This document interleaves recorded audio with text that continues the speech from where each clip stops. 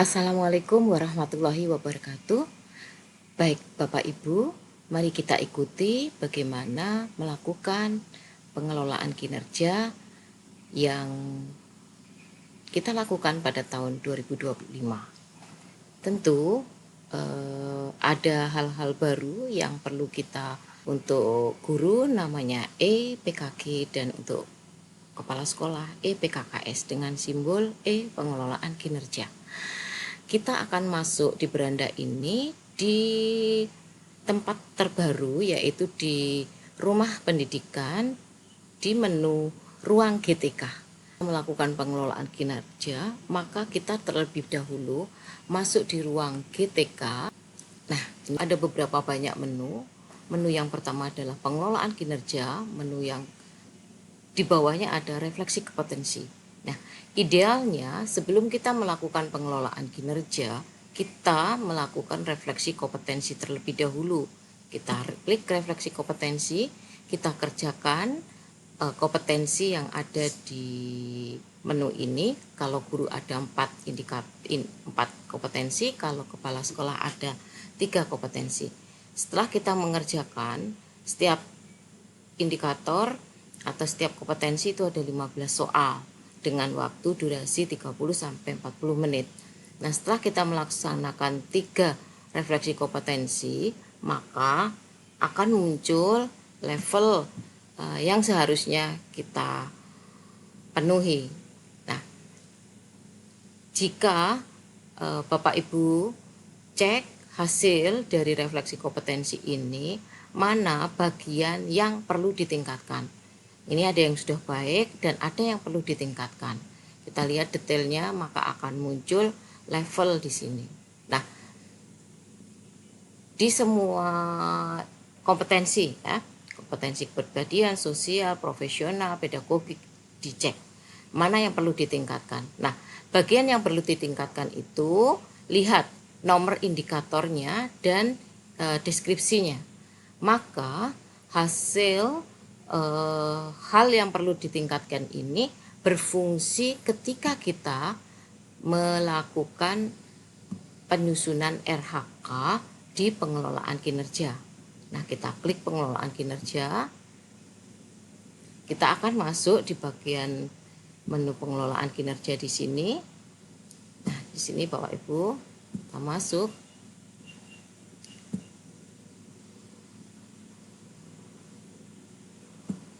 Rekomendasi pada bagian tahap pemilihan pengembangan diri. Nah, pengembangan diri yang kita pilih karena sudah tidak ada poin, maka kita memilih sesuai dengan rekomendasi setelah kita melakukan refleksi kompetensi. Seperti itu. Nah, ini guru akan bisa melakukan menyusun RHK jika kepala sekolah melakukan konfirmasi data terlebih dahulu. Nah, ini milik kepala sekolah, kita cek, kita ganti periodenya terlebih dahulu tahun 2025, kita pilih oke. Kalau sudah, kita pilih yang sebagai pejabat penilai. Kita pilih sebagai pejabat penilai, kita klik mulai periode, kita ketikkan, di situ ada tulisan saya setuju. Nah, ini lakukan sampai selesai Bapak Ibu.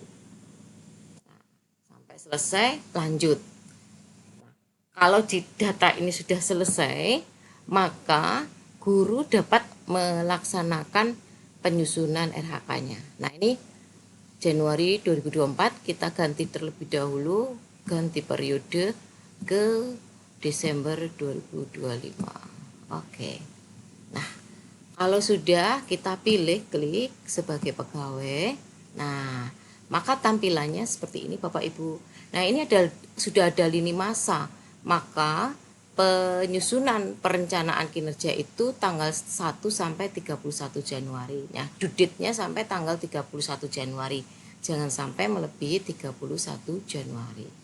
Kemudian kita klik mulai. Nah, kalau ini data sudah benar, klik data sesuai, klik lagi data sesuai. Nah, maka kita langsung diarahkan ke menu pelaksanaan tugas pokok 5M. Nah, ini sudah ada tugas pokok 5M-nya yang tidak perlu dipilih, hanya yang nomor 5 yang dapat kita tambahkan sebagai melaksanakan tugas tambahan.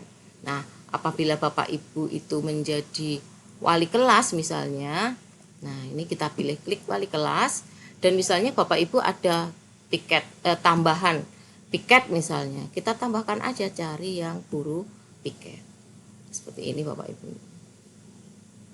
Nah, ini misalnya ekstrakurikuler atau melaksanakan piket ini ya, piket. Oke. Nah, ini wali kelas dan piket. Maka kita simpan draft-draft terlebih dahulu. Nah, setelah kita simpan draft, kita lanjutkan kembali ke rencana kerja. Terus, setelah kita melaksanakan tadi tahap 1 pelaksanaan tugas pokok 5M, kita akan masuk ke tahap kedua, praktek kinerja. Nah, di praktek kinerja ini sudah ada rekomendasinya Bapak Ibu dari hasil rapor pendidikan kita. Jadi kalau kita klik rapor pendidikan, nah ini di manajemen kelas cukup ya, di dukungan psikologis baik. Maka kita lihat ternyata sesuai Bapak Ibu, manajemen kelasnya masih sedang dan tadi dukungan psikologisnya sudah baik ya. Jadi ini manajemen kelasnya ini yang masih cukup atau sedang. Maka ini kita pilih salah satu untuk mempraktekkan kebutuhan belajar kita supaya dapat berdampak ke siswa. Misalnya kita ambil kalau tahun kemarin sudah ngambil disiplin positif, mungkin kita masuk ke teraturan kelas. Oke, kalau sudah kita pilih, klik ini berwarna biru, kita simpan draft. Nah, kemudian kita akan lanjutkan lagi ke tahap ketiga. Jadi kalau tadi sudah tahap 1, tahap 2 di praktek kinerja sudah, maka kita masuk ke tahap ketiga ini, ke pengembangan kompetensi. Nah, inilah Bapak Ibu yang tadi kenapa kita harus melakukan refleksi kompetensi, karena kita harus memilih nih indikator kompetensi mana yang perlu ditingkatkan dari hasil refleksi. Jadi tidak memilih sendiri ya, tetapi berdasarkan rekomendasi hasil setelah kita melakukan refleksi kompetensi. Misalnya di sini nih, melakukan kegiatan pengembangan berdasarkan indikator pembelajaran efektif, ini profesional misalnya ya. Oke. Atau pedagogik gitu ya, kita klik aja sesuai dengan refleksi kompetensi yang perlu ditingkatkan tadi, seperti itu. Maka kita lanjutkan. Kalau ini sudah kita pilih, jadi kita bisa memilih refleksi kompetensi ini yang sesuai dengan rekomendasi yang perlu ditingkatkan dari hasil refleksi kompetensi. Nah, selanjutnya kita simpan draft, kita masuk ke rencana selanjutnya, yaitu di perilaku kerja. Oke, pengembangan diri sudah, kita masuk ke perilaku kerja. Oke, ini indikator kompetensi hanya satu Bapak Ibu, dan ini tidak perlu unggah sertifikat, hanya kita tunjukkan bahwa kita sudah melakukan kepada kepala sekolah, karena menu di kepala sekolah ada konfirmasi checklist sudah melakukan pengembangan diri. Nah, kita laporannya langsung ke kepala sekolah, dan kita tidak juga perlu mengunggah dokumen-dokumen lainnya. Maka Bapak Ibu, karena ini dilakukan 1 kali dalam setahun, maka kita ikuti lini masanya. Baik, kita lanjutkan ke berikutnya, yaitu ke perilaku kerja. Nah, di perilaku kerja hampir sama dengan yang kemarin.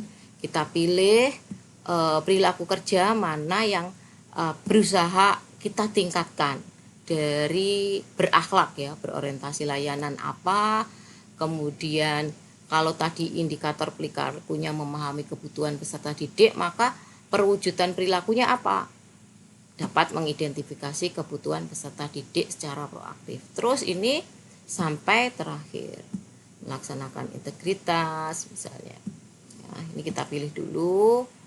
Nah, Bapak Ibu jangan khawatir, nanti masih bisa untuk mengubah hasilnya ya.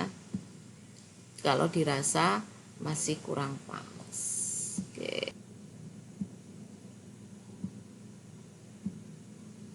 Soalnya ini Bapak Ibu ya, kita coba kita klik semuanya.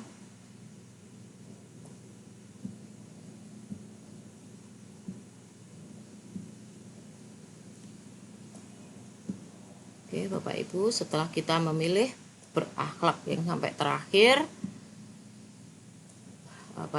bagian kolaborasi ya sampai sudah selesai.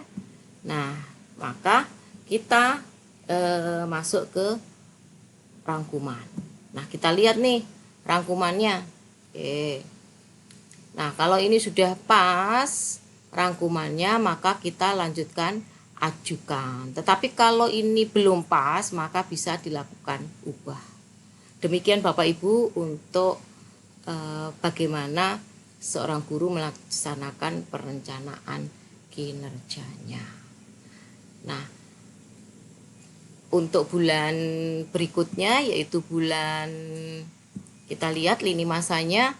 Untuk bulan Januari kita melakukan perencanaan, bulan Februari Maret itu kita melakukan